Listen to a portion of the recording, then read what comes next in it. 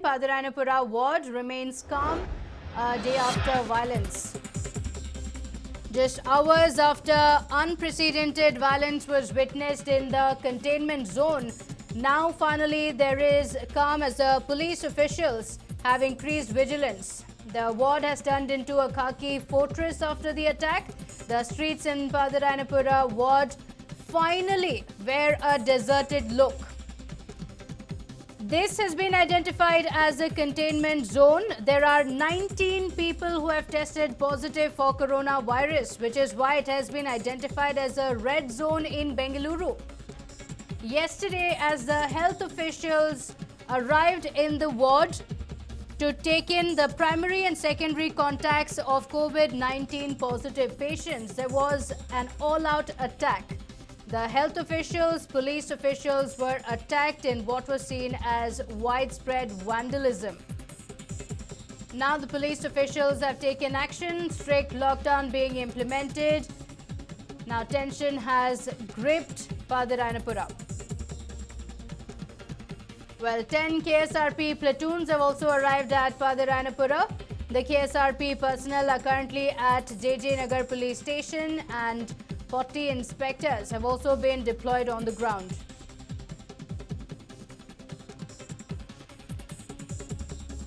Well, over 1,000 policemen are maintaining vigil in the area. 15-member team to keep a close watch on Padarayanapura.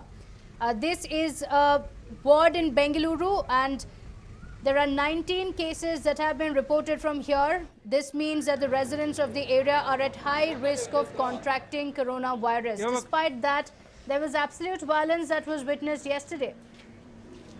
My colleague Suraj Suresh joins us live from the newsroom with more details on this. Well, Suraj, if only these were the scenes that were witnessed in Padarayanapura, ever since it was designated as a red zone, 19 cases have been reported. The residents are at a very high risk of contracting coronavirus, but they did not understand the same. Instead, they attacked the very people who were trying to save their lives.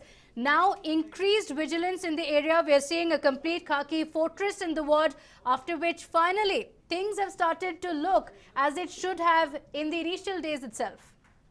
Well, absolutely.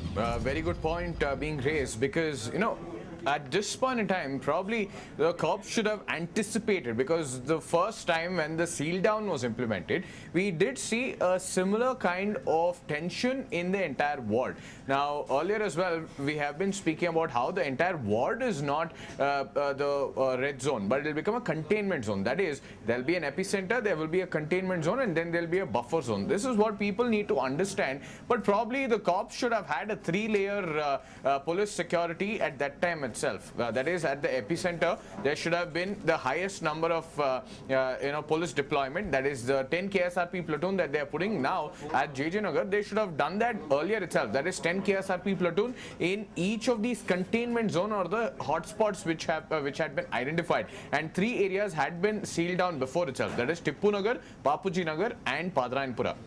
If they had ensured that the KSRP platoons were deployed in each of these epicenters, then probably such a situation would not have risen. Now, apart from that, one more thing which we have to consider at this point in time is that whether or not the BBMP officials actually inform the police, because whenever you go ahead and you will be visiting most of these residents, you will be taking in information from them, or you will be going ahead and you will be speaking to them, taking their swab samples, or you will be inquiring them. That is when somewhere they will have to have a police protection, because what we had seen in Hebbal earlier should not repeat again, and that is why police commissioner as well had said that yes, the police will be accompanying the officials or the healthcare workers when they go door to door to inquire about their symptoms. So that probably the BBMP officials did not inform the police, and that is why this entire incident took place. Probably that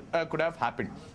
Now, thirdly, at this point in time, the police have woken up. They have ensured, they have instructed all the residents to stay indoors, and probably this is the calm after the storm. We could say that the famous saying is the calm before the storm, but this is after the entire violence which has taken place. People are remaining indoors, and it is said that even people are supporting the cops, most of them, but few here, around 200 of them, had come out and they wanted to bring in this kind of tension in the entire ward. Probably that is why it took place, but now seems like there is some silence which is being seen in most of those areas. But on the other hand, they have also gone ahead and they have formed a team as well. That is, the police have now formed a team to ensure that there will be strict vigilance in the area. That is, there will be a 15-member team which will be there. The ACPs will be leading this particular team in Pathirayanapura. They will have to inform